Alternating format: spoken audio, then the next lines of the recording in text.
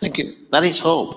I mean, actually, in these moments of darkness, that is what they say, telling truth is a revolutionary act, and it's hope. So, over to you, Vijay, because many of us say we're fighting the same fight again and again and again. There was a conversation yesterday, will this fight ever end?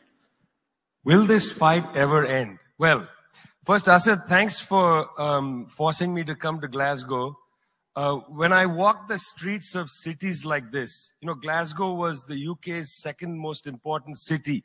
Beautiful buildings, beautiful streets, a gorgeous city. You know, it had Red Clydeside in 1919, the uprising to create a Soviet in Scotland. But it was, you know, crushed, of course. When I see cities like this, I think also about the other side of it. You know, there's a phrase from Walter Benjamin, every monument of civilization is also a monument of barbarism. I think of the famines in Bengal, the jute workers in Bengal sending jute to Dundee through the Glasgow port. I think of human beings from Africa enslaved and brought from Ghana to the New World, and all those prophets getting sucked into cities like London and Glasgow. You know, between 1765 and 1938, the British Isles stole $45 trillion pounds from India, 45 trillion sterling from India. We never got paid for that. When the British left India, when we threw the British out, our literacy rate was 13%. So much for several hundred years of so-called civilization. Meanwhile, our landscapes were destroyed. You know, coal was foisted on India. You foisted coal on us. You were the ones that came and made us coal dependent. And then you left, and now you dare to condescend to us. When I listen to Boris Johnson, when I listen to people like Joe Biden, when I listen even more to Emmanuel Macron, all I can think of is how condescending you are. You condescended to us 400 years ago. You condescended to us 300 years ago. You condescended to us 200 years ago. You condescended to us 100 years ago. You're condescending to us today. You only know condescension because for you, colonialism isn't something that happened in the past and we defeated you. It's not that. For you, colonialism is a permanent condition. And that permanent condition happens in two ways. There's the permanent condition of the colonial mentality.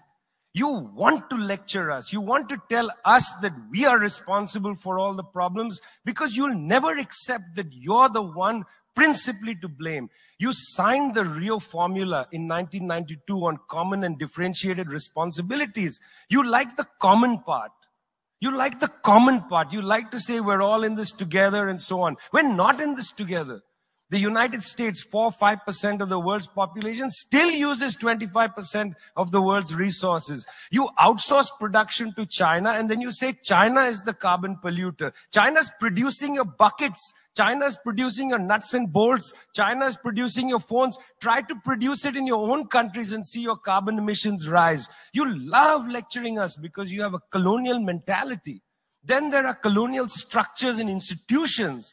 You lend us money, and every time you lend us money, which is our money, every time the International Monetary Fund comes to our societies and they tell us, here's the money we are giving you. No, it's our money. You give us our money back as debt, and then you lecture us about how we should live.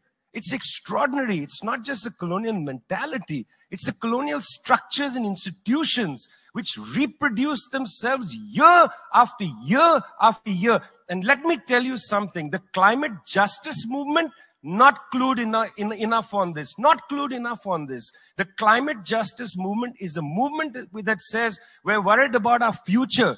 What future? What future? Children in the African continent, in Asia, in Latin America, they don't have a future. They don't have a present. They're not worried about the future. They're worried about their present. Your slogan is, we're worried about the future. What future? That's a middle-class bourgeois Western slogan. You got to be worried about now. 2.7 billion people can't eat now. And you're telling people, reduce your consumption. How does this sound to a child who hasn't eaten in days? You got to clue into this, guys. You got to clue into this. Otherwise, this movement will have no legs in the third world. No legs. Later, I'd like to tell you about the International People's Assembly, a network of 200 political organizations that we're setting up, rooted in the global south. We want to tell you what our issues are, but are you willing to listen?